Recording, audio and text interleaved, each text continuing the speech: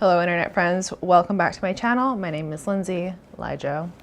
We're gonna get into another video also on the INTJ thoughts on, this time, IPs. Now you may be asking yourself, well, Lindsay, what do your thoughts matter? They don't, I'm just here representing the INTJs.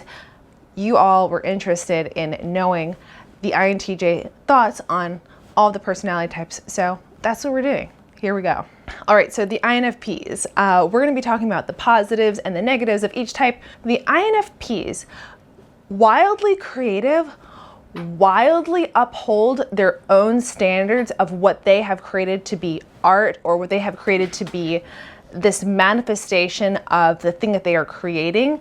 They are perfectionists as it relates to their medium. They're representing their own FI when they put things out there into the world. And because they're representing their own FI as its first function, it has to represent their image, their whatever it is, in the way that they want it to be represented. So the negative of this, and we're going to kind of piggyback this onto the positive side of it, is that because they can be so perfectionistic as it relates to their own curation of the thing that is representing them and like their identity and their work, sometimes it can cause people in the world to kind of be waiting around, like myself sometimes when I'm working with an INFP.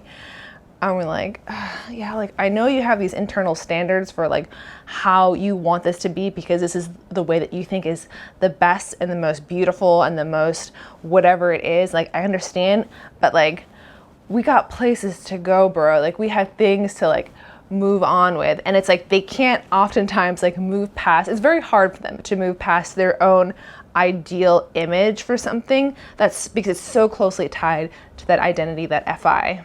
But gotta hand it to them, they often make amazing work at whatever they're doing, whatever they're curating, because they don't give a crap about the tribe. They don't give a crap about the other people. They can wait, okay? The INFP is making their thing happen, okay? It's art. Sit down. Next, we're gonna go to the INTPs. The INTPs, so much potential, so little action. No, I'm just kidding. The INTPs are great. Again, the NT types, we can NT block bang our conversations together. We can get philosophical. We can deep dive down these nerdy wormholes that all the other types, all the SFs, the STs, the NFs, they're just like, why are you talking about that thing? Like, why? And we're just like, because it's fascinating. So the INTPs, in general, I can have great conversations with them. And because they're leading with that TI function, is like they put a lot of thought into whatever kind of perspective they're narrating through our conversation. And so it's interesting to really see that strong level of insight, but also connecting it to the NT and us conversing on that level. So the negative I see from INTPs is the fact that, man, sometimes they are just so smart, so gifted, so amazing. And then they can also just be so lazy sometimes too. They're gonna curate their own world somewhere, and they're gonna live there with all their great NT ideas, and they're not gonna share them unless, you know, they decide they want to. That's the thing about INTPs. They have to decide that they are going to go do the thing for themselves, for the sake of whatever their, you know, vision, their alignment is, for their own personal reasons. Once they decide, off to the races. They're good to go.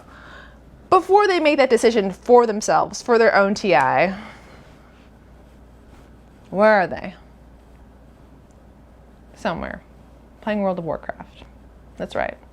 I said it. All right, next, the ISTPs. I'm a big fan, okay? I've said it before. I'll say it again. I'm a big fan of the ISTPs. Why? Because they will deep dive for a solution for something when oftentimes a lot of the other types aren't really willing to go that far, go that deep in reality to find the answer. As an INTJ, if I can't find the answer, you know, right now, I'm like, okay, I'm gonna put it in the filing cabinet back of my mind. It'll marinate for a while.